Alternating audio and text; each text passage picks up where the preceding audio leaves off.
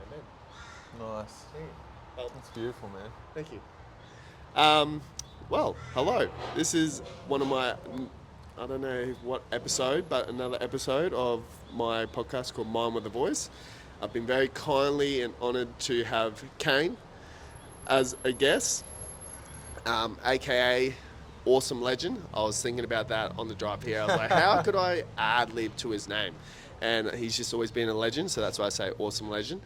And yeah, and me and Cam, we've known each other for like a decent amount of years.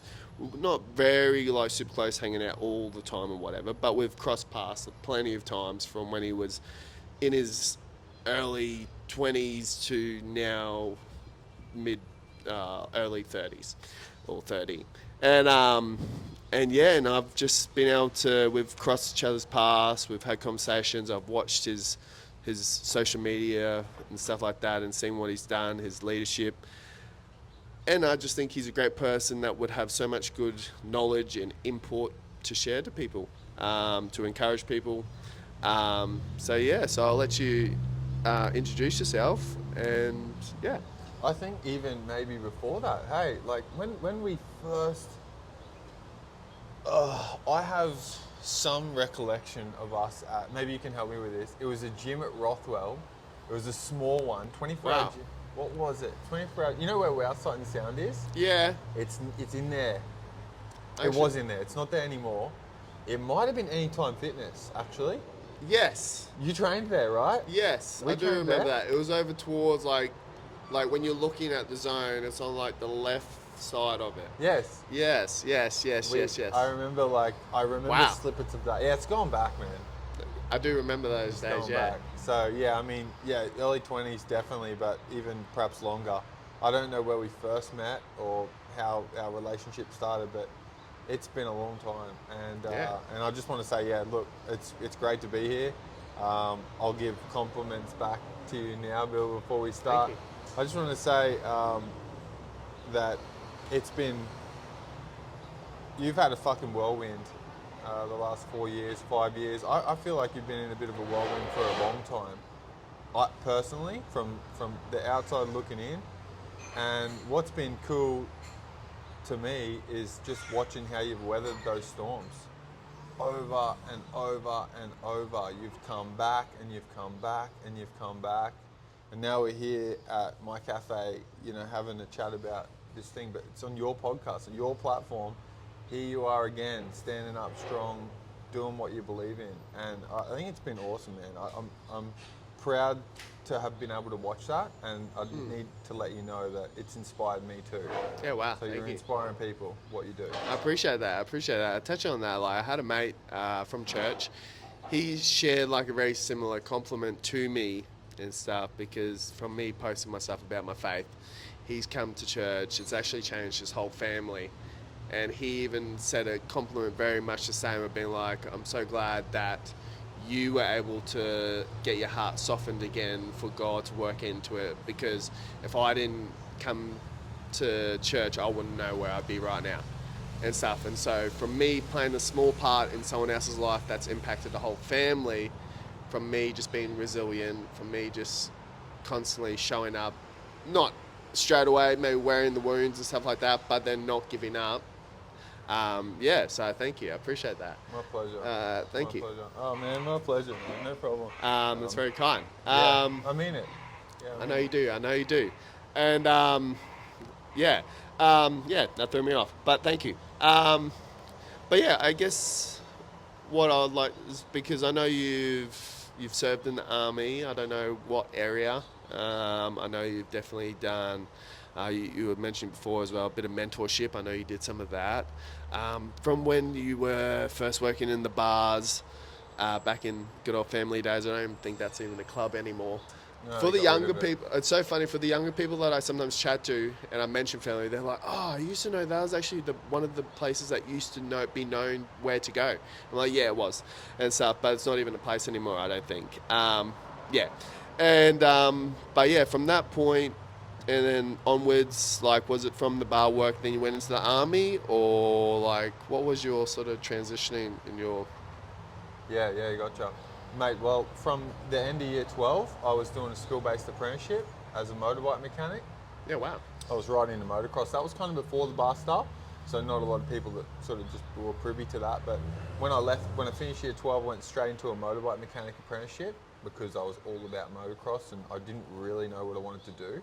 I just know that I liked bikes, and so I figured if I could fix them and subsidise the part costs because it's an expensive hobby, it made sense to do that. Yeah, absolutely.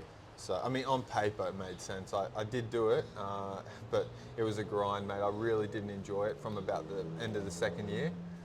And I don't think my head was right for an apprentice either. I was a bit of a rat bag, so I didn't really enjoy it. I didn't appreciate the $252 a week I was netting as a first year apprentice for all the work I think I was putting in. And also, I was a little bit arrogant. I was rude. I was just a bit of a shit kid, young, adolescent, figuring it out. And I look back on that and go, damn, that was, I sowed my own ruin in a lot of ways there. Yeah. But look, it was a great experience. I don't regret any of it. I made a lot of mistakes in my apprenticeship. A lot of mistakes. I wrote the work ute off completely. I dropped motorbikes. Like I made mistakes. And I learned a lot just sticking in there. I got fired from my first job. My first apprenticeship job, Team Motor fired me, and you know what? Rightly so. Rightly so. I was sad at the time, but I look back and go, yeah, they needed to do that. So I went and got another job as an apprentice. And anyways, I finished my apprenticeship, and in that final year, I started looking for something else because I just wasn't passionate about. So I started bar work at a nightclub called Calabar. It's now Retros in the Valley. Yes, yeah. Yeah, it was Calabar then. And I was just the glassy back bar, the workhorse guy. And I really liked that. And so after a period of months, I got into the bartending and really liked that. And that kind of coincided really well with me getting my trade. As soon as I got my trade certificate, a couple of weeks after, I resigned and went straight into bartending. For the 4 days a week I was doing that. Then I found my way into a management role. And then I went across the family nightclub, which you're right, it was an absolute banger. It was family or GPO, really. Yeah. Like, they were the two heavy They were hitters. the two, correct. I don't know what the kids are doing now. I've literally no idea. I hear Casablanca or something, or maybe. It's weird now. I don't know. Like I'm so zoned out from it too. Yes, It's long, funny. long gone. But yeah, went to family. It was great. It was really good. It was so good that it got me thinking about other things. One of the other things was the military. I always had a passion for it, but I was doing exactly nothing towards going to the military or entertaining the thought. It's very interesting how that brings that type of thinking into it. But yeah. Yeah, it was just something that I'd theorised or thought about or dreamed of, or one of combination of the three. And I was doing nothing towards it. I was just serving the bar, getting drunk, taking drugs, being awesome, young 22-year-old Yeah. dude, just like boom, boom, boom. That's basically what was happening. It was the life of Kane. And, there was a small step in the professional development space here and there. I didn't kick my life to the can. I was still doing some stuff, but not a lot. And then, I don't know, man, I was driving home from the club one night, because obviously we're working the night. I drive home at 5 a.m. Yep. And we come through the Royal Brisbane Women's Hospital, that just basically down that road where the Ekka is. I know where you are. And there's a servo there, there's a Hungry Jack's there. That was when Hungry Jack's used to do 2 hash browns in their brekkie meal. It was fucking awesome. So we'd go get brekkie there because you get double hash brown, like who doesn't want that? And we were filling up the car at the servo, 5:30 a.m. We were all ratted and tattered. We've just worked 12 hours in the bar, a couple of drinks. And this guy was filling up at the Bowser and he had an army uniform on. And he was obviously heading to work Monday morning. I was heading away. That was my Sunday. My Friday night. But it was 5:30 or 6 a.m. on Monday morning. And I seen him filling his car up at the servo. And I'm like, damn. I don't know, man. Something just hit me. I was like, I was loving the life. It was such a good, hedonic, fast-paced, high-speed, low-drag life. But seeing that guy, stalwart as ever, put together, fill his car, like we're obviously donning the uniform, and then like kind of just reflecting that moment on what I was doing, I'm like, shit, this is really not moving me forward in the direction that I can, medium to long-term gains. This is just momentary. Yeah. This is what I like now, and it just got me thinking for a little while, a couple of weeks on it. I didn't do much immediately. Did you approach the man at all? No, I didn't. Okay. I didn't. Yeah, no, that's right. Yeah. To me, when you were sharing that, and then how you were thinking about those type of things, and especially the army, and the next minute you see it, like of all mornings, you're just filling up. And I was waiting for you to say, I went up and spoke to him. For me, I'm like, sometimes I like to call those like God moments or something, like intervine moments that is just like helps a direction and stuff like that. Like God will give us things and stuff. Like I always like to say that even if a person believes in God or doesn't believe in God, we're all spiritual beings. At the end of the day, we all have a spirit, we all have a soul. It just depends on if people are activated in it or unactivated in it. At the end of the day, we all live in flesh and we have fleshy bodies, but we live in a world where there is a spiritual realm, so divine moments can happen. So I was waiting for you to be like, I approached that guy and got his card, and that's how I got into the army. But yeah, no, carry on. Mm-hmm. Oh, that's such a good point. I probably could have approached him, but I don't know that I had the courage. Really, I don't know. Being young, yeah. I get to a big, how old were you roughly then? 20, 21. Yeah, and with how you were saying before, it's so funny, like, because I'm 31, just recently turned 31, 6th of December. And one thing I've said to people, because it's around the 29, like 28, you'd be like, and then 29, you're like, crap, I'm really like, I am about to hit 30. And always, and I'm a person, I reflect, sometimes reflect too much, but reflection is good. That I look back, I'm like, man, when you're in like the 22, 24, 25, and you said it just briefly before, when you were even working at the motorcycle shop, you had this bit of arrogance. And I always feel that like when we're in those early 20s, we do have a bit of that, because in some ways we do feel like we are Superman, because sometimes our bodies can repair quicker. We don't fully understand life properly. So that's why even when I hear people that have committed suicide at like the age of 15 or something, I'm just like, they don't even know what life really is yet. Like they think they do, but they don't. And even being in like 24, you think you think you got like an understanding of life, but you don't really. And you just have a bit of a cockiness, a bit of arrogance towards it. And then next minute, depending on how your path chooses to want to teach you, some people learn a bit easier. I'm a bit stubborn, so I learn the hard way, I find. But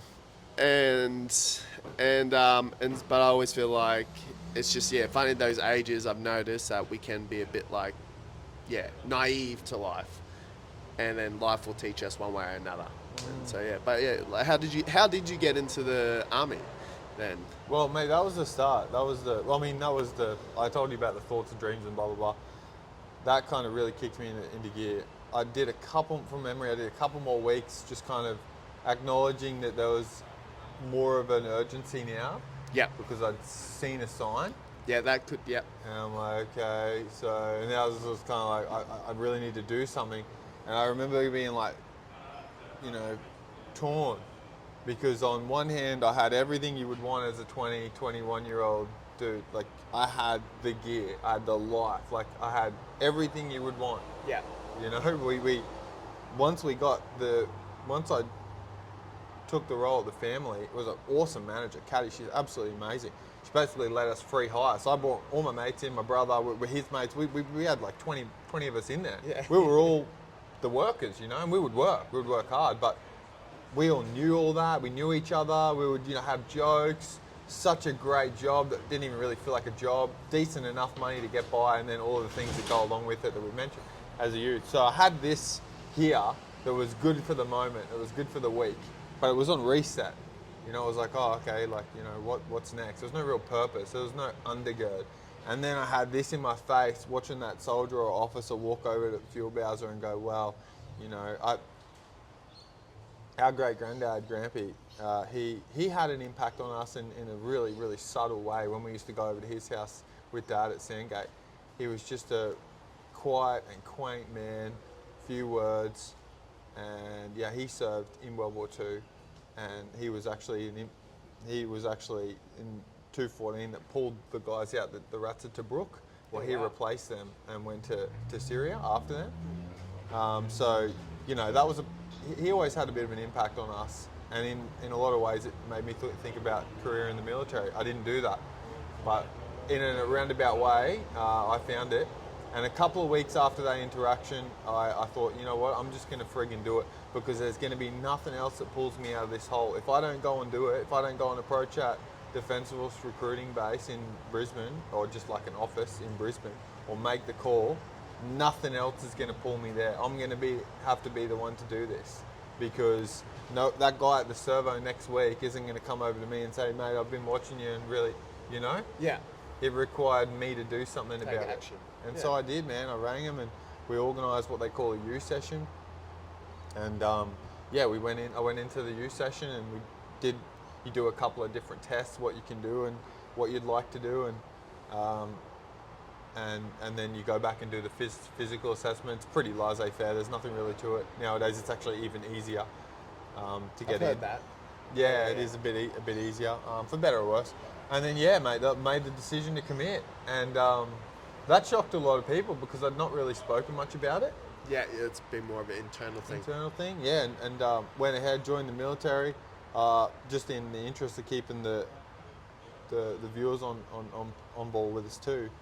I took back to the arrogance point about being 2021 arrogant and not really knowing what's going on. Yeah. Mate, I see that, as you would, everywhere. And it feels more rife now than ever. Yeah. Young people that just don't have any fucking idea.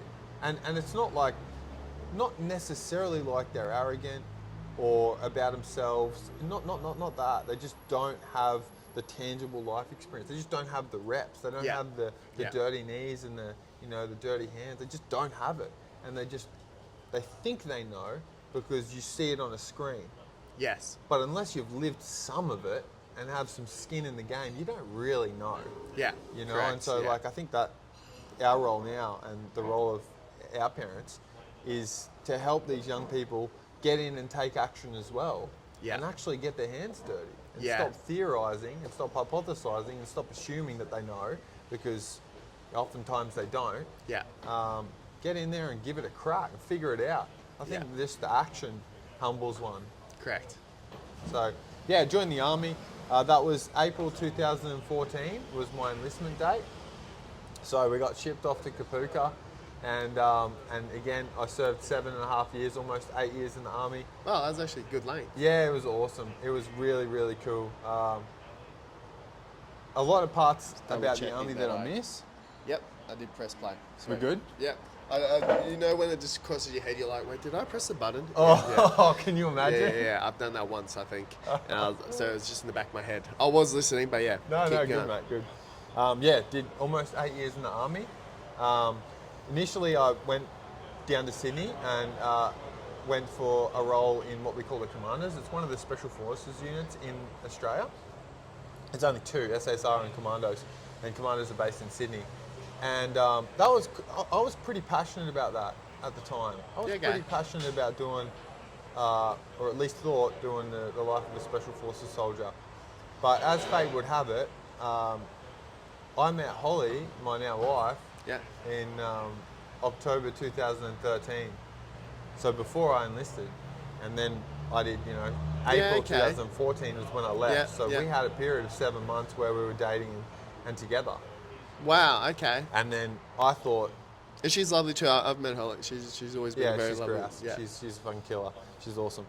I thought, for sure, there's no way she's sticking around through this. Which you can understand. Oh yeah, I was hoping she was.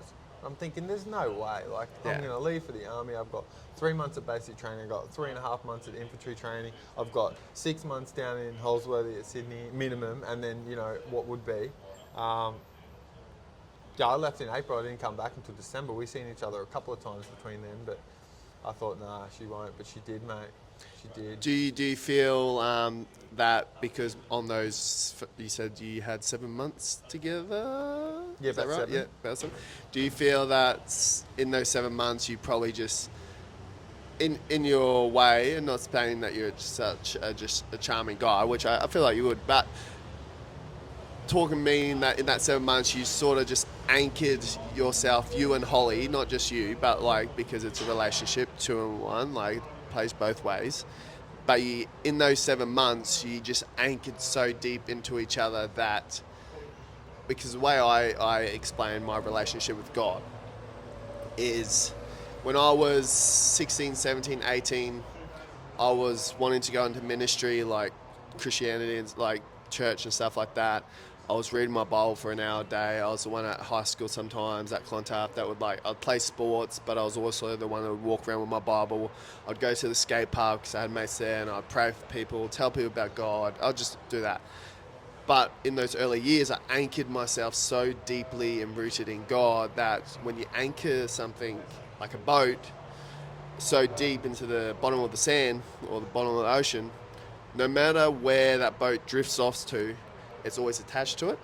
And I feel like for me, even though I first anchored myself into God so deeply at a young age, and then I chose to want to experiment life in different ways, that attachment to God grew deeply in my heart, knowing who God was for me, always kept that attachment there. So do you feel maybe in that 7 months of you spending time with Holly, and why she did stick around, was because you anchored each other so much in that beginning? I see. Yes. I think had we not done it, it wouldn't have lasted. Yeah. Yes. To answer your question, had we got together in March and I left in April, it wouldn't have lasted. Yeah. So yeah, I guess exactly what you're saying. Yeah. We had a good base. And it was, we fell for each other pretty hard. We just really got into it. Keep in mind, my life 6 months before that was very different, as I've explained. Yeah, true. But man, she just snapped me up, or I snapped her up. It was like she probably prepared you for what was your next step. Yeah, it did. Well, it's interesting, because it can go two ways here. Had I not met Holes and joined the army anyway, I would be in Sydney. Right. That's how that would have gone. Yeah, wow. I just would be down there with some of the guys that I enlisted with, some of my best mates, some of my good friends. We've still stayed in contact now, a couple of us, and they went down to Sydney and would go on to be commandos, and some of them have been in the unit since 2015 when we would have. Pardon me, 2016 technically. No, 2015, that's right. So that would have that's what it would have been. But because I had met Hole, I don't know, man.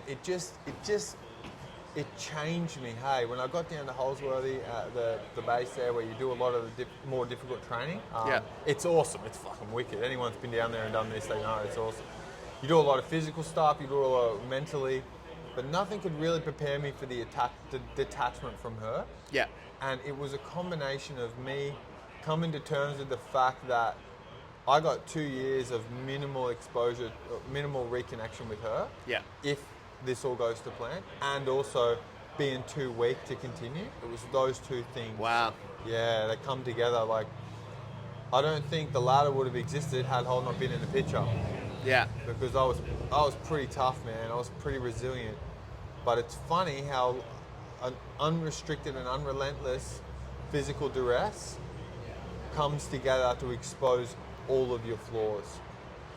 And it came together, and it came hard. And I'm like, dude, I was carrying these Jerry's for fucking hours, and I just got jack of it. And I'm like, you know what?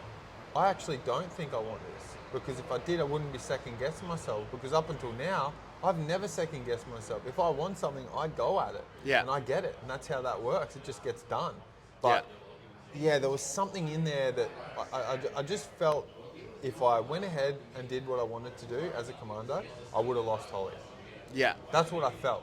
And so I had to make a decision. And I wasn't making a decision. I didn't want to make a decision. But that environment made it for me. Yeah. Now, whether I chose... And I've looked back on that and gone, fuck, did I choose the right thing? Days and weeks after.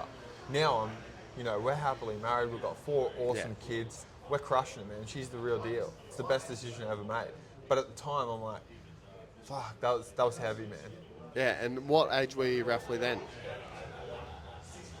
22, 23. Wow, okay, so you're still, wow. They have that type of maturity. As I was saying before me and you, I always felt like the different encounters we had, I always felt like you were always a bit of ahead of your time. And I felt like when I shared that with you, that it sort of like stirred something in your spirit, Yes. as I say, as I like to your spirit, your soul. And so, like, what do you and how we were talking about young people nowadays and stuff like that, because I've asked myself this question, and like this is where the naive part is, like me being 30, I'm like, man, I didn't grow up with a dad, so I don't know what your background is and stuff like that, so I've never really had that sort of manly figure. So that's why I think I grew up around girls, like a mum and sisters. I had 4 sisters. That's a complicated thing, but like 4, but grew up around 2. So I just grew up around women. So I think that's what's kept me. Yeah, I have that like testosterone part of me, but I also have this feminine side of part of me. It can be a blessing. It can be a curse.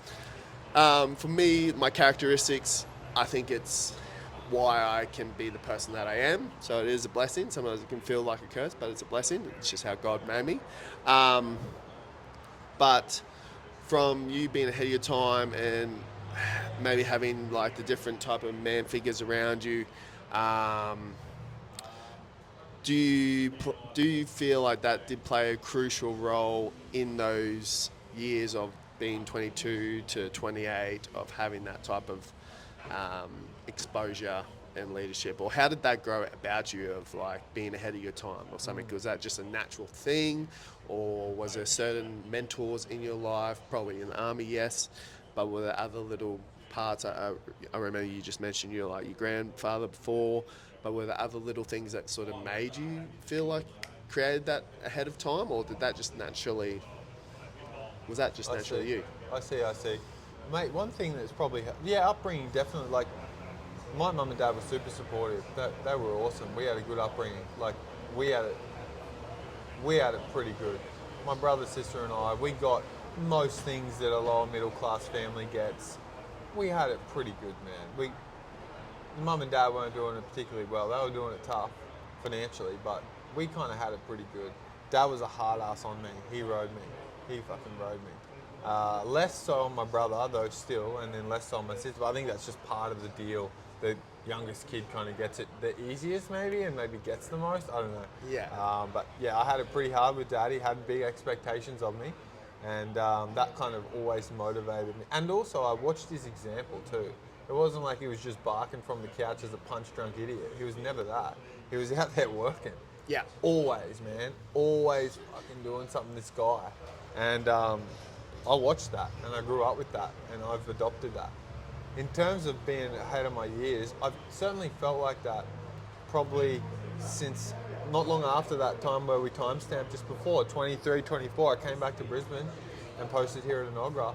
And my brother actually got me onto a podcast called Impact Theory. Oh, yeah. Yeah, hosted by a guy named Tom Bilyeu, who has done many, many things, but he's most noted for his startup Quest Nutrition, the Quest bars. Sold it for $1 billion, and then did a whole heap of other things. Impact Theory University, his podcast, and then just a gamut of other things in business journeys. Helped entrepreneurs grow and so forth. But he had a podcast called Impact Theory, and Brandon my brother sent it to me must have been like 2015, and that changed my game.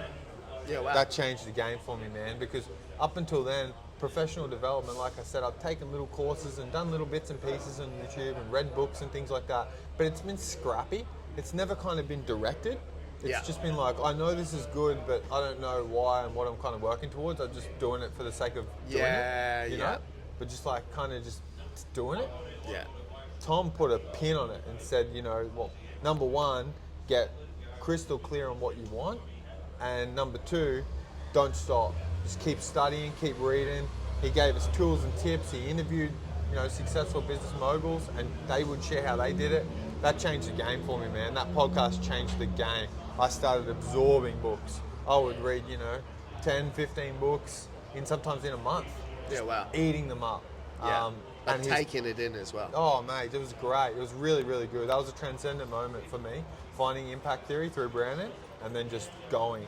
And that from there, seen out my army career, jumped into hospitality again, did some management stuff before going into the boat and jet skis. Now I've got my own boat and jet ski business. We've got a small first aid business. I'm also subcontracting to company called 8 Mile Consulting. We're talking about what a partnership might look like together in a leadership teamwork space, like we spoke about before, Bill, before we got on cam.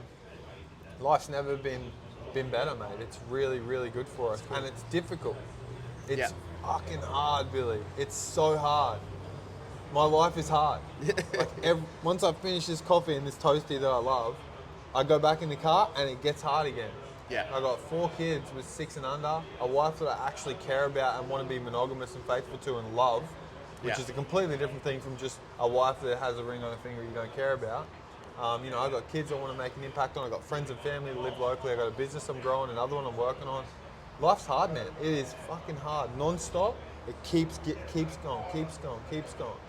But I feel like I've prepared myself and I'm up for the challenge. That's beautiful. That's beautiful. I love that, and I think that's one thing that's lacking in the younger generation and stuff like that. Because I lived with on the sunny coast.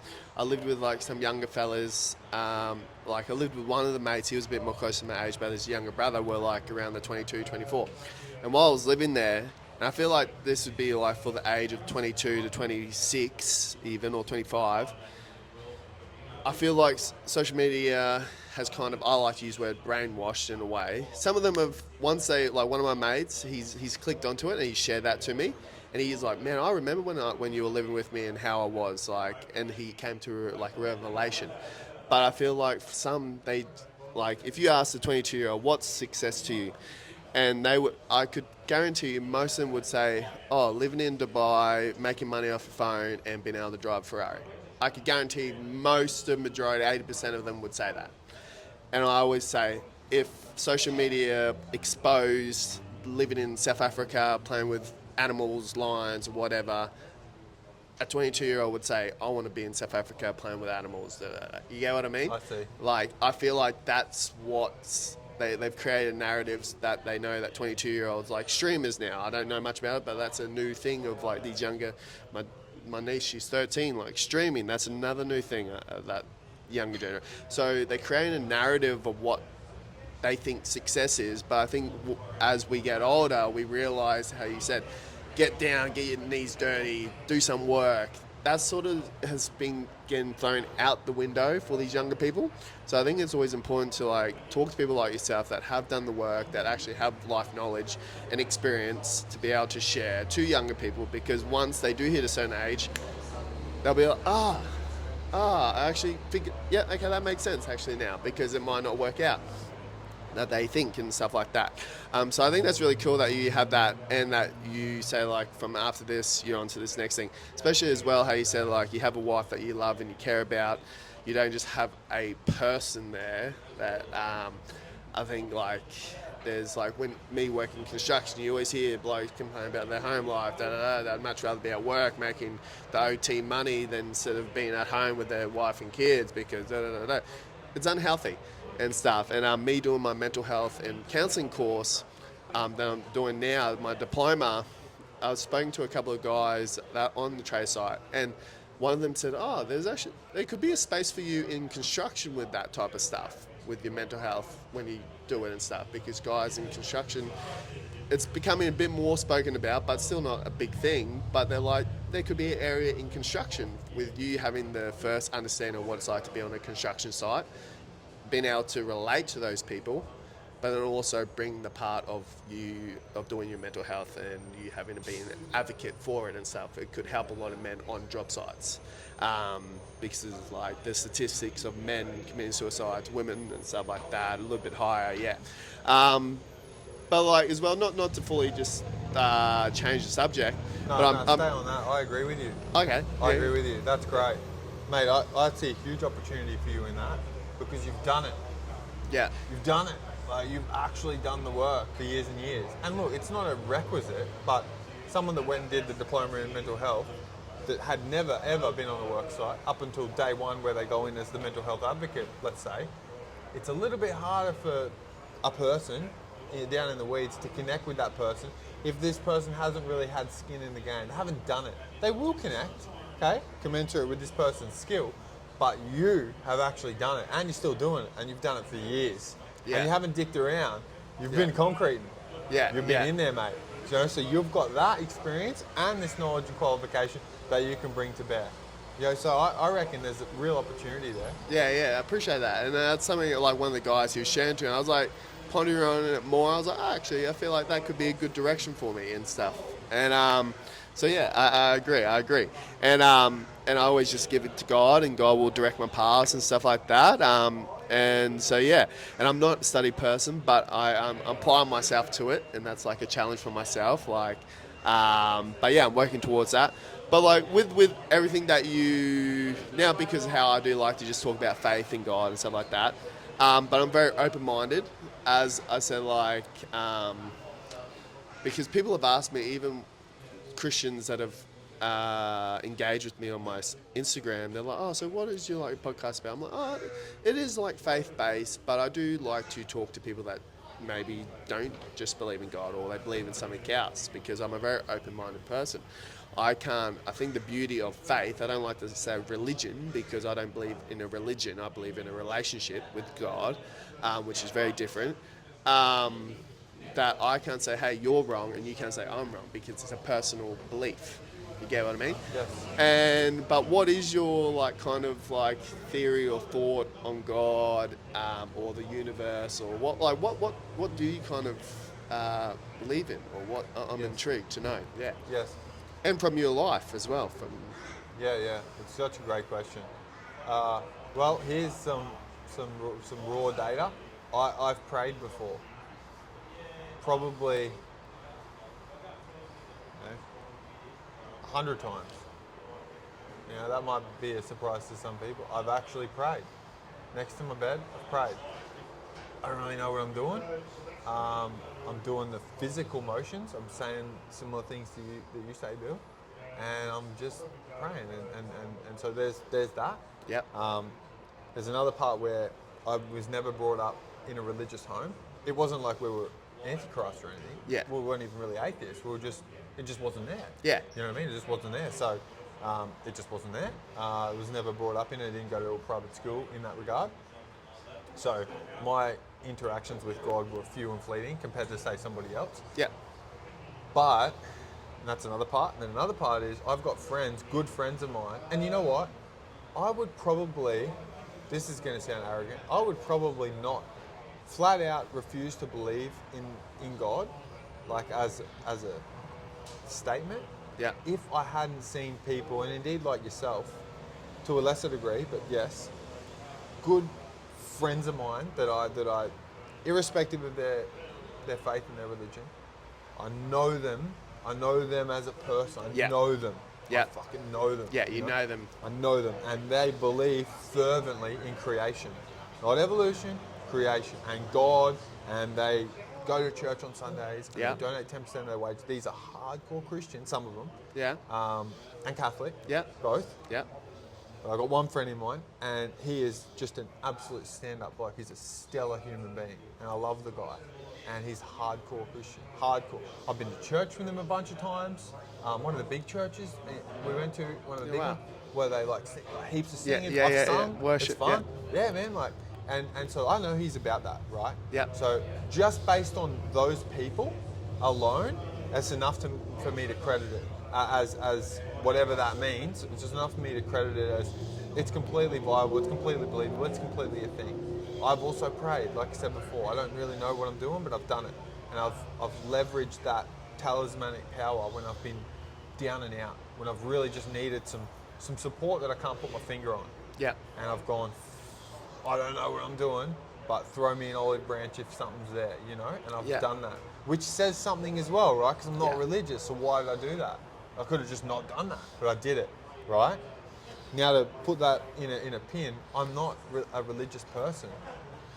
I have strong secular beliefs. I believe in courage. I believe in honesty. I believe in standing up for what's right. I believe in fairness. I believe in those things. I really believe in those things. And I don't think those things are a far cry from the faith that you're describing. So like righteousness. Righteousness, yes. Yeah. I believe in that. Wholeheartedly. Yeah. Right to my core. And I don't think that those things, like I said, are too different. Yeah, no. You know? Yeah. No, I personally agree, and it's actually really cool to hear your point of view on it. As I say, I always love to have these type of open conversations because some people can be very like not open to hearing another person's perspective, or they can feel because depending on how they are with their walk, stuff like that. And so I think that's really cool that you share all that.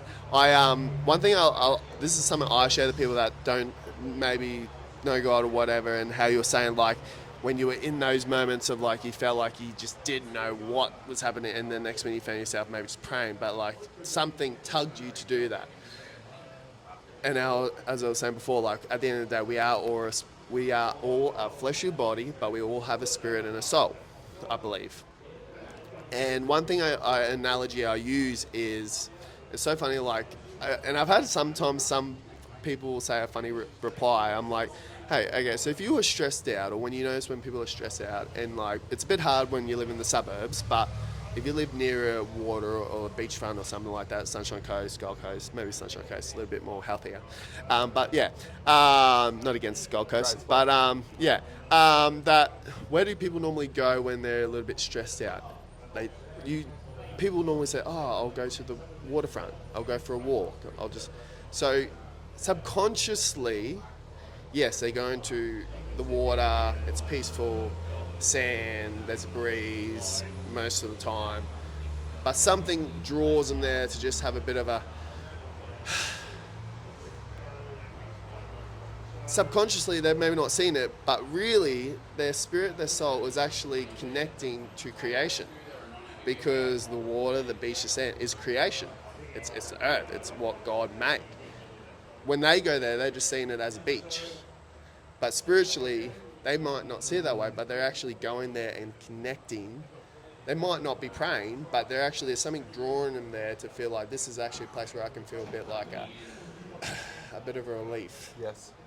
And I always say, why do you think people do that? And I always say, I feel like because you might not see it that way, but I feel like it's because we are built. God created us in His image. God created us to have that connection with Him. Some people are activated in it, some people aren't. But there's a part to us, as you just said, like when you felt a bit like, oh, you prayed. Like, so with me sharing that, does that like kind of like trigger something like a good thing in your brain of being like, oh, okay, I can see where you come with that. Of like how I say, like subconsciously people might not believe in God, but they're getting drawn to creation, which I've resonate and connect back to God. Yes. Do you? What's your thoughts on that? Yes. Oh, mate, yeah, definitely. And again, that's just kind of what I was saying, like just maybe poorly saying. I think there's truth in it. There's actual truth in it. Whatever that is, I think there's truth in it. And I believe you right down to the core when you say that you believe in God and He's real. I don't think there's anything snide or nefarious about it. I believe you. Just like I would expect you to believe me when you say, yeah, you stand in these values and beliefs. And I don't know that they're too different. You know what I mean? And it's not like I'm not religious because I'm deciding, I don't need God, or I don't have time on Sunday. That might actually be true to a degree. That's all right. I don't have time on Sunday. That might actually be true a little bit. But I guess it's just that whatever stone I've been chiseling all these years, I've had to lean on God a couple of times with that praying over the years. I haven't prayed for a few years, but I've had to do it. Right? Yeah. Whatever stone I've been, it's been largely of my own doing, I think. Yeah. Now, if there are some transcendent roots pulling me to places and in ways that I can't see, I'm not arrogant enough to dismiss that. I would believe cool. that too. Yeah, cool, cool. You're open. You have an openness to it. But I think that also could be true. But there are things that I've been doing with my hands and feet that have built me what I've got. Yeah. And it's not just about me, but also the influence I have with my friends and family. Correct. That have, so Yeah, I outer think there's circle. two things at play. Yeah, 100%. I agree. I think that's healthy too as well. That you haven't hardened your heart to not be like, this is what I've done, this is what I've achieved. I can still tell, and when you talk, you have the humbleness of showing humility and humbleness of like, yes, you put in the hard work, and you can reap what you sow, but then you still show that humbleness of being like, there has been times where I've felt like I need to reach to something and stuff like that, but you haven't had that closed off heart, and that's where I feel like people can sometimes get like, because pride, like, for where you are and the different things you're doing, you could easily be a person that could be prideful. You could be like, look what I've done. I've done this, I've done that, I've done that, I've done that. You have a pretty good resume. And I feel like a lot of people could say, yeah, damn, he does have a good resume. And it could be so easy for you to be prideful in that way. But I feel like there is something in you that has created yourself to still be humble and show humility, which is important because pride is what, like, so the devil, Satan, he used to be Lucifer, he used to actually be God's favorite angel. He was actually the music angel. Like, his vocal cords were, God made him to be the singing angel. He wanted to be God. So he that pride, then that's what made him be a fallen angel, because he got prideful. So that's why it's when people talk about pride, it's a very dangerous thing, because that's what the devil, now he's the prince of the earth. And that's why, like, even when you look at the music industry, it can be very satanic. Is that because he is the angel of music? You know what I mean? I see. Yeah, and so that's sort of about the theologically way of biblical terms of me describing who the devil is, or the enemy, good against evil and stuff like that. Is that, like, that's why the music industry can be very toxic. That's why me personally, I'm very mindful of what I listen to in my ears. Like, when I'm by myself, I'm most of the time listening to, like, worship or something, because whatever you put into your ears is going to impact into your heart, impact to your mind, and it's going to be pushed out into your energy and stuff like that. So I think it's always very mindful to just be conscious of what you take in and everything like that. But it's very cool that you still have that humbleness. I definitely feel like more and more, because me just being me and being a lover of God, I feel like God definitely will still be knocking on your heart more and more. I think that's amazing that you said that you've prayed. I was sharing this on a video the other day, yesterday actually. I said, hey, for people that don't believe in God, you don't have to, as you said, you were at your bed, but I'm like, what we're doing right now, we're praying to each other, we're just talking. That's purely what it is. And so I encourage you, just keep pushing into that. Even you'll be surprised, and, like, I'd be very interested to hear that even on your good days, not just when you're, like, at a crossroad and you're like, I don't know what to do. Hey, God, please help me. But on those good days, if you just say, hey, God, thank you for the ability of having a lovely wife. Thank you for having these healthy 4 kids and the connections that you've made for me. I reckon if you just did those little things, he could elevate you so much more, because then you're actually showing glory to him in your good times, not just in the valleys. You know what I mean? God doesn't want us to just rely on him when we need him. He wants us to be there with him. He wants to, like, be with us 24/7. He wants to know that he made us, so he wants to be there for our good times, not just for our bad times and stuff. And sometimes people can look at God in that way, being like, oh, he's our life rescue boat. Yep. And stuff. But God sometimes, and it's easy to feel that way, especially if someone has been brought up in God and all that type of stuff, which is fair enough. Totally understand it. But always trying to encourage people to be like, hey, even on a good day, even if you're driving to work or driving to a meeting or whatever, just a short little prayer, just saying, hey, God, thank you for the blessing of me having this connection with this person. Boom. You'll be surprised. I reckon God would work supernaturally, and they always say it's like a bow and arrow. Like, God stretches us back in our faith, that far back, that the longest the furthest you pull that arrow back, the further it's going to go. And that's like with God. The further God stretches our faith, the furthest he's going to elevate us and higher than what. So you'll be surprised. So I encourage you in that, just in your own thing. Not saying you have to do it, but that's something I would encourage you in and stuff, or just be mindful of. Yes. Appreciate you saying that, Bill. Yeah, no. As I say, like, I always just feel like I always want people to... I want to see people achieve and win and have success and, like, get their goals, get their dreams, but also, and I think this is where, like, I have this one mate, and him and me always, like, collide, but we do have a good friendship. So it's like, he's quite successful too. He owns a car detailing business and everything like that. And but we have different point of views on things, but we have a good friendship that we, like, debate, but also we have a good friendship. It's funny. And but he doesn't believe in God. But I always just think that sometimes I've shared things about, hey, sometimes we need to remember this life is temporary. It's when we go to our graves, everything that we've achieved or accomplished, accolades, we can't take that with us. We can only take the legacy, and yeah, that's going to be lived on. So I think sometimes it's always good to, I think as well, maybe like I've just always been a person that's thought outside the box, maybe from my mum passing as well, experiencing death in that at a younger age as well, firsthand, which is quite confronting.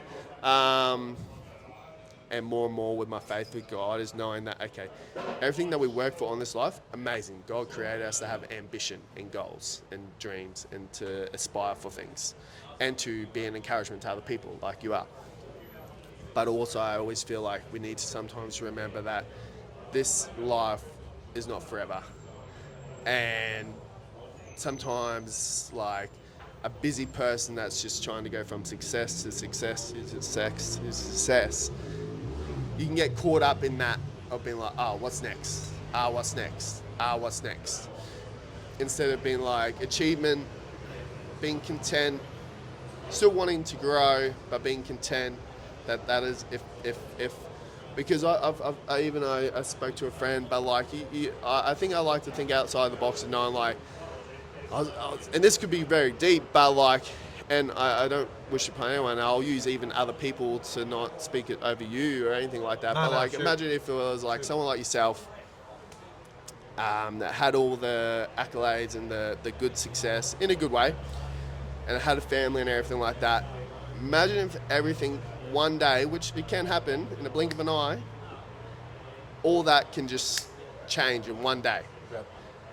How would that person still be standing if he lost everything in that one day? If you were at work, next minute you got a phone of this person, hypothetically, was at work, and they got a phone call. Hey, this happened. That person's wife and kids were in a car accident. They're dead. Next minute, a business partner did the dirty on you. That crumbled. How would that person stand? Would they feel, obviously they'll allow themselves to feel the emotions of whatever happened, which is fair enough, but then how are you going to navigate yourself through that? Because that would be a very traumatic thing for whoever this person hypothetically is. Do you agree? Yes. And I think that's where the part of faith comes into it, that I like to try and speak out there, is saying, hey, it's not bad to have all these goals and ambitions and drive to do things, but just keep in mind that we do live in a life where things can change in a matter of a moment.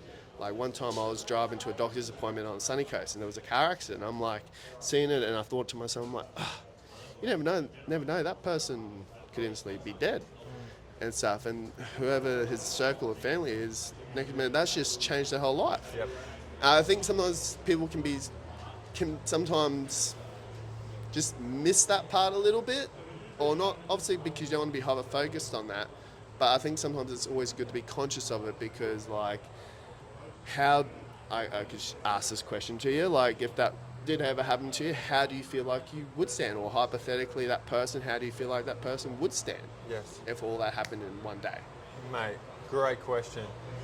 I haven't had to endure that, so I really don't know. I think the closest thing for us as a family that we've had that would be Holly's nan and Holly's uncle. So by marriage, my nan and my uncle. And unfortunately, her uncle was still quite young, and he had an accident at work that shouldn't have happened. That was poor business practice and systems on the behalf of the business that put him in a precarious situation, and he lost his life at work. And that was only a couple of years ago. And like even that, we have distance there. I mean, it's her uncle, not her dad, and they're on the south side. We're still a tight family, that super tight family. But even that sent shell shocks through the whole family. That was a big thing. Now, with layers of separation there for me personally, even even that far away, which is still quite close, that fired me up. That fired me up because you think Dan's just going to work. He Yeah. just went to work, man. And then the phone call is like, from the boss, there's a problem at work. And then the phone call is, he's died. Like, what the fuck? Like, that could literally just happen. Like you said, like, I can pull out here in traffic and just get swiped by a B double. It's like, what that does to me with those layers of separation, which is not what it would do to me if it was Holly and the kids, different. Yeah. But with those layers of separation, that just motivates me even more. I'm like, okay, firstly, be grateful for every day, definitely. But then also, don't sleep on it. Go, go, go. Yeah. So that's what that did to me, and it still does to me now. I think about Dan from time to time. He was a great man, a stoic man, a real grassroots Aussie battler guy, and he had a lot going for him. I really like Dan, straight shooter, and I think about him, man, and I'm like, dude, fuck that, I'm going, I'm on. Yeah, that's cool. I'm tired, let's go. Yeah. You know. Now, if that were closer to home, Holly or the kids, God forbid that ever happened. Notice how I say God forbid when I say that? Yeah. It's just a phrase I say. It's weird, eh? Yeah. I say it. Yeah. That's awesome. Yeah, I do. I say it. I don't know, man. I really don't know. But And I think that's a beautiful, honesty. And that's why, I didn't want to throw the deep question, but I think sometimes those questions can be asked and stuff because people hate talking about that stuff, but it's a part of reality. And I think that's what I learned when I went through, because for my mum, I found out 2 days before a bodybuilding show when you're meant to be at the most peace state of your being because your cortisol and all that type of stuff can hold water retention, And then from that phone call, 6 weeks, in the matter of 6 weeks, she passed away. We knew she wasn't healthy. We didn't know she was that unhealthy. But in the matter of 6 weeks, getting a phone call, hey, there's not going to be much longer left for your mum to live. Boom, hits ya. I'm sort of thankful at that time I had the bodybuilding show because it helped me have a goal that I could be focused on, because I think being consumed with that is unhealthy. But also when they had to have those phone calls of just when you talk to them and you got to try and keep that high spirit up when you know what's going to come, but you just don't share that stuff. You have to keep high spirits. Even the first time when I one time had to go over to her place and confronted seeing her have dementia, that's a very confronting thing. I left. It was hard to even walk out without trying to cry. I had to hold it in very tightly. As soon as I got in the car, I just sat in my car for a good 10 minutes and just cried, because seeing someone that you know experience that, it's I can't put it into words. And that's why I say when someone passes away, especially a parent and close person, no one can explain. I can't say, hey, this is how you're going to feel, because it's just something you just got to experience. But then when you meet someone that's had the same experience, you both connect and you're like, I know what you've meant. I know how you feel. Everyone grieves in a different way. So I think sometimes I'm comfortable to talk about those things, but I don't like to just throw it on people because some people don't. But sometimes it's one thing we can be certain about. One day we are all going to pass away, however long we get to live on this earth. But I just like to throw those questions out there because it gets people sort of, actually maybe never actually thought about that or something. And like he said, I don't know. And that's just a truthful, honest answer. And that's a fair enough answer too, because I think it can be hard to be like, how would I respond? But I think it's just sometimes healthy to not have it on the back of your mind, but just occasionally get asked that, because then you're like, if it did happen, you'd be like, there's I'm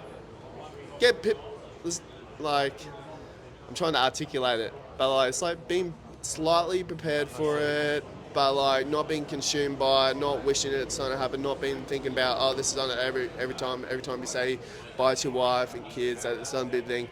But I think it's sometimes important to just be a little bit know in the back of your head, hidden away.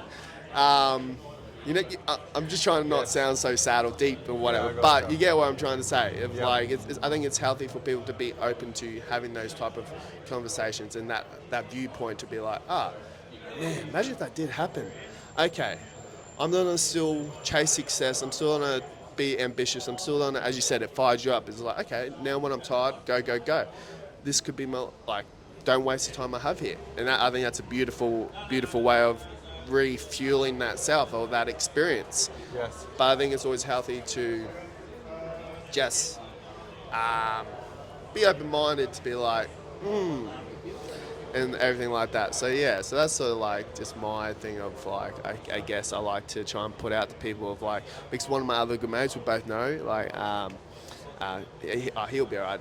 He probably won't even see this part, but anyway, like Sean Holden and stuff. Like, he's a very ambitious type of dude, and you've probably had conversations with him and everything like that. And he's a very successful, ambitious type of person. He's like, I call him, like, because we're like brothers, I call him like the Australian David Goggins. And it's a bit of an inside joke and stuff, but I just can see he's a very success. Like, he's just like boom, boom, boom, boom, boom, boom, and him and me have spoken about God a little bit as well to each other.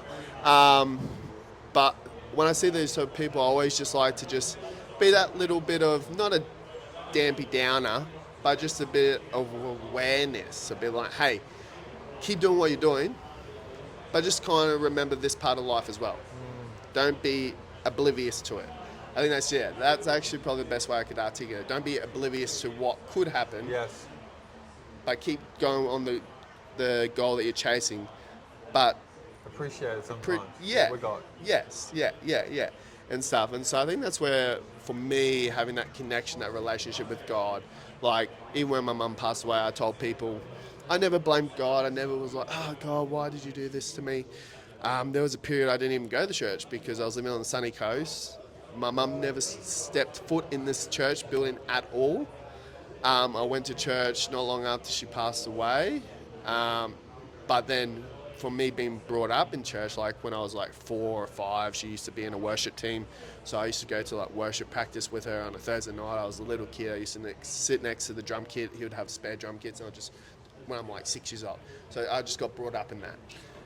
So it was just a rooted part in my life that even though she never stepped foot in that building, I could imagine where she would be standing if she was, and it was too much for me. So I sort of stepped back from church. I didn't step back from God, I just stepped back from church. And I always like to put this out there, and says, like, you don't have to, going to church every Sunday isn't what gets you to heaven. Having a relationship is what gets you to heaven. So that's the difference between like a religion and relationship. So religion's about doing this, this, and this, and this, and this, ticking off things to get to a success point or to heaven. Relationship is about, as I said, like, if you and Holly are at the starting points and stuff like that, or a person, you spend a bit of time with each other, you learn to grow each other's dislikes, likes, and all that type of stuff. It's a relationship. There's a different.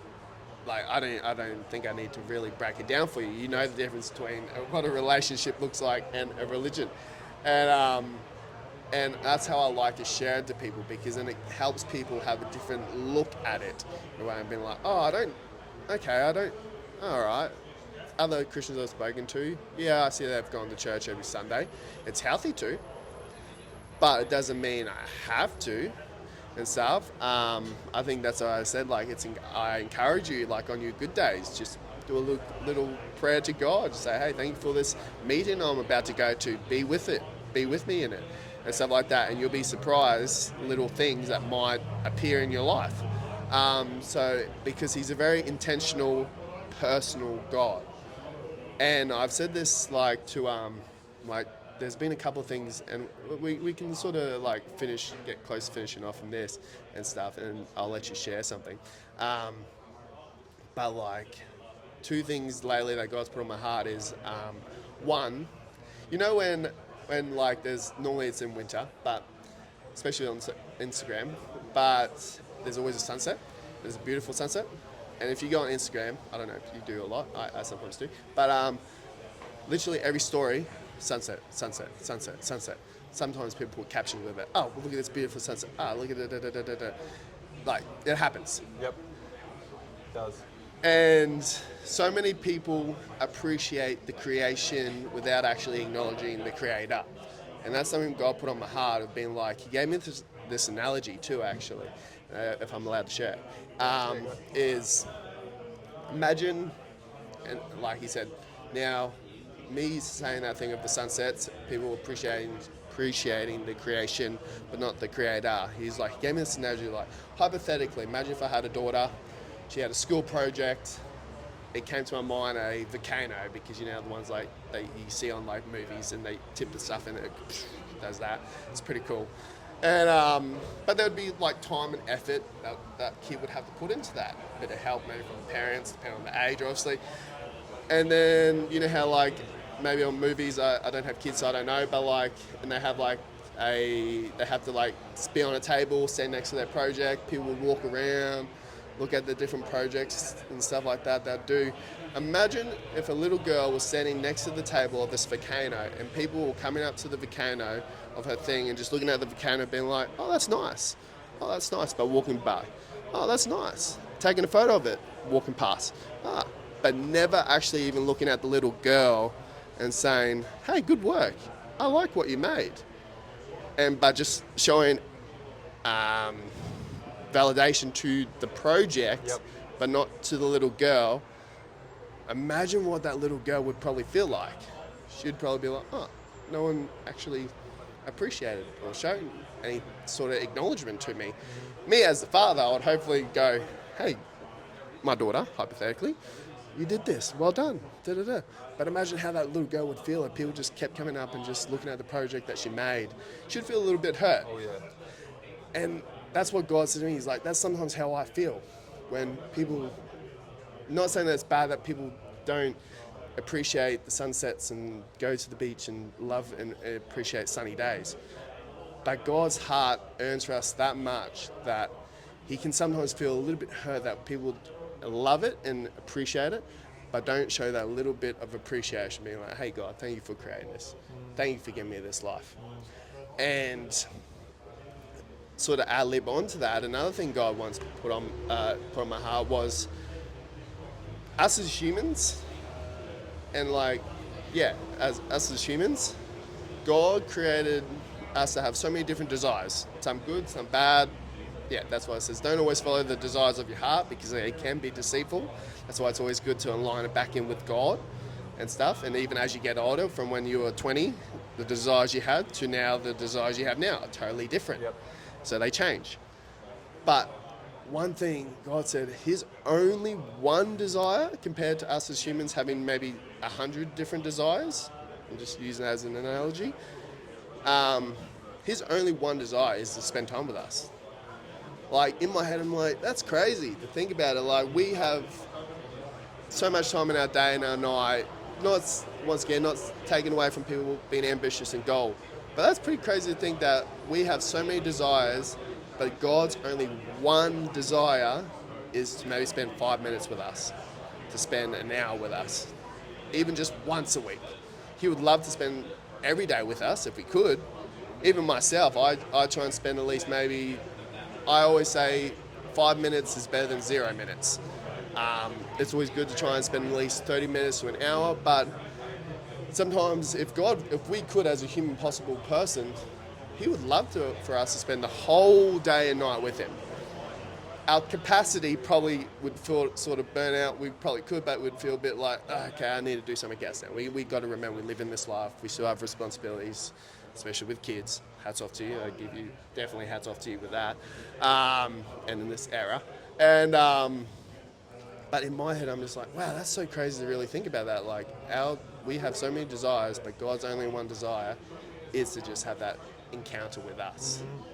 And I don't know how that resonates to you, of me sharing these little analogies and what I feel like God put on my heart. I pray that it maybe does something for you, and even leaving and stuff like that. I hope it puts a seal on your heart, or plants a seed in your heart of God wanting to get closer to you. Like I feel like even you saying yes to meeting, I don't think it was by an accident. I feel like God's definitely still wanting to just knock on your heart, slowly but surely. He's a gentleman. He won't force himself onto you, but he will gently bring himself into your life more and more. But I just wanted to share that, and hopefully that hits some part of your heart in a good way. It does. Yeah. It does. And I think for me, again, to move back to what I believe in, the reason I believe what you're saying, and that it's leaving a mark, and that it is entertaining a thought or provoking a thought is because of your hard work and your dedication to your craft, or in this case to God. You're actually doing it. You're not preaching it, you're doing it, and you've lived it, and you've got like battle scars, you've got a history of, I'm Billy Grilly and I like God, and I love God, and I worship God, and this is what I've done. And because I've seen that, I've seen you in the weeds doing it, and you're committed to it, and you really believe in it, that's why it has an effect on me.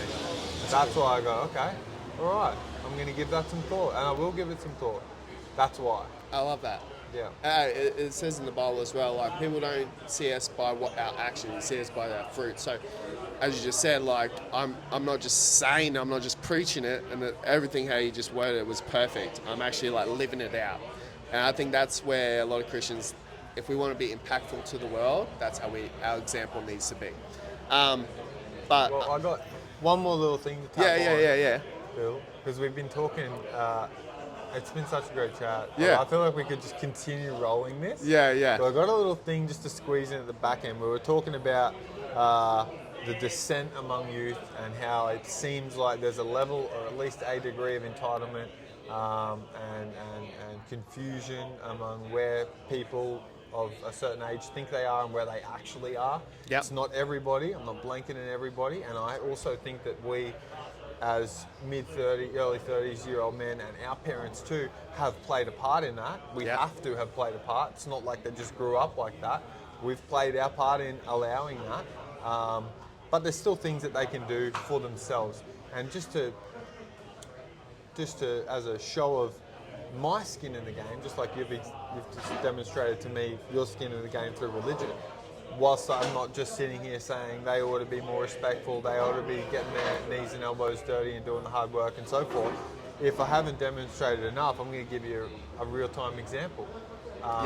When I was at that age bracket and I was doing that stuff. So here we go. I was a second-year apprentice working at Team Moto Motorcycles on Virginia. Normal 8 to 5 days a week, earning bugger all money. I think as a second year it was around $350, $380 a week. It wasn't very much money. So to make more money, I usually worked a second job. I rotated between working 5 days as an apprentice and then 2 Saturday, Sunday weekends. So just doing 7 days, to working nights for a couple of different things. I pretty much always had a second job through my apprenticeship. This one particular time I was working at Pizza Capers at Redcliffe with AJ.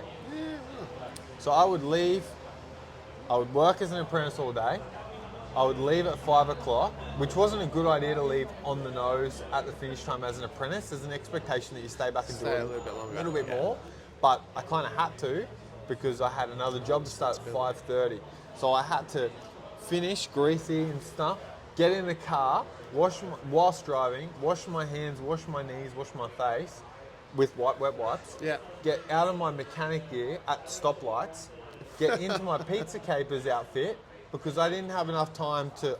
There's no way I was getting dressed in Pizza Capers outfit at work. Not a chance. Yeah. And I couldn't drive to the shops and then walk all the way around to the public toilets, which was on the other end of the Blue Water Square shopping centre, get changed and then walk back. I would lose. I'd be late. And I couldn't park there because I'd be still walking to work. So I had to get changed in the car, park right at the door, and then walk in at 5:30 for a 5:30 to 9 start Pizza Capers. That's what I did a couple of days a week as a young dude, where everyone else was either going to the gym or earning some bigger cash and spending their weekends away. I was doing that as a second year, and it was pretty shit. It was not all right, but I look back on it, I've learned so many lessons from doing that. Yeah. And this is one big one. I got in the car, had a 1988 Holden Barina that Dad gave me, a whole bag of shit that was his mum's. I'm very grateful that I had a car, but it wasn't A dream car. a Toyota Supra of the day. It wasn't a Yeah. GDX, like it was a 98 Barina. Aircon didn't work. I was driving around delivering pizzas one night, and I was up the north end of Redcliffe, and I'd had a bit of a day. And I had this pizza thing. Before Google Maps was accurate to the number, so it would give you like a roundabout area. Yeah. So you didn't really know where, it was just somewhere there. You could get a rough idea. Especially at night. At night, well, this is my problem. This particular night, it was foggy, and then it was raining. I was driving around, no aircon, so I couldn't clear the fog, so it was foggy. So I had to wind the window down to get enough cool air over the front of the windshield to clear it so I could see what I was looking at. And the lights were 1988, so even the high beam was rubbish. I pulled up at a set of lights and there was this kid next to us, a couple of kids next to us. Can't remember what car they were in, but I was in a little car. So they were in a bigger car. Yeah. And they had P plates, because you're always scouting for P plates when you're a P plater. Yeah. I had mine on. And I looked up at them. And they were probably just doing whatever they were doing, laughing and having fun. But they looked over at me and they were like laughing as well. And I took that personally as if, for me, they were laughing at me. Yeah. They probably weren't, but I just was having a day. I was driving around this fucking marina at night, raining, winding the window down, getting wet so I could clear my screen so I could see where I was going. And I pull up next to this P-plate, nice car, a couple of guys in it having a good time, laughing, looking down at me, and I was really getting frustrated, and I was like feeling like a bit of a loser. Drove down this side street to deliver this pizza, and I couldn't for the life of me find the number on the letterbox because I just couldn't find it. Yeah. And Google Maps isn't accurate. I was in the street. I'm like, odds and evens. I knew it was that side. Mate, I'm looking out the screen, I'm like fogged up, you know, high beams, like reversing to high beam the house to see the light, doing it all. Couldn't find this number. Oh, that'd be I frustrating. fucking just went mental, man. I sat back in the car and I cried. That's totally. Yeah. I cried, man. Yeah. I was getting treated like shit as an apprentice. I was making no real progress. I was definitely not making any money. I was working like 12, 13, 14-hour days. I'm delivering pizza. Other P-platers are cruising around in nice cars. I'm sitting here, looked like I was getting laughed at. Probably wasn't. Took that one personally. Yeah. Can't even find this house to deliver pizzas that are now late that I'm going to cop a spray for. You know, all for what? I'm sitting in this car just fucking crying. Like, this is fuck. This can't be it. Whatever God's telling me, whatever this life is about, this ain't it. Yeah. At the time, I'm thinking, this sucks, man. Yeah. You know? But then in the back of my head somewhere, I'm like, there's lessons here.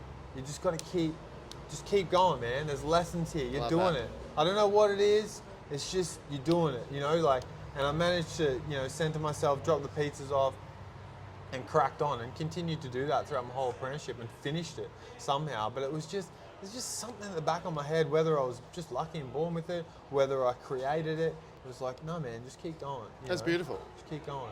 I love and that. That's kind of been the tread of my life, and that undergird has just followed me. Like when it gets tough and your back's up against the wall, just fucking keep going, man, because you're learning lessons here that you'll see later. Yeah. You won't see them now. Amen to that. That's pretty much how I was going to say, hey, is there a final thing you wanted to share? And you pretty much like just, it must have been there's some sort of, you just knew what I was thinking. I think that's beautiful that you were able to just recenter yourself. Your heightened emotions were high and you allowed that, you felt it, you allowed it to come through. You didn't block it off. But then afterwards you resettled yourself, the emotions lowered and you recentered yourself, as you just said. And you just carried on and you just persevered, resilience. You knew that there was going to be a greater outcome to it. There's a lesson here. Just keep pushing. It's hard to be in the moment and believe that. Oh, yeah. So hats off to you for that. I was pretty much going to say, was there a final thing you wanted to share of encouragement to like young people or to people? And you pretty much like, I think that's beautiful. Yeah. And stuff. But we'll finish it here. But I really appreciate this time with you, brother. I'm excited for what's more to come for you of this new business thing that you said you're doing and stuff with this new partner, and just more growth and blessings over Holly and your 4 kids and stuff, and just more depth in that and providence and even deeper growth in however you see God and stuff like that. And I encourage those words and I manifest those words over you of what I shared. But yeah, I just you'll always be at the back of my head and I'll be praying for you. But I just thank you for your time and I thank you for, yeah. Thanks, bro. All good. Appreciate it, man. Appreciate it again. Thanks, Bill. Well, guys, thank you. I appreciate that. I hope you got something from it. I definitely did. And, but yeah, thank you. Love yous. Bye. Awesome. That was awesome. Cool, bro.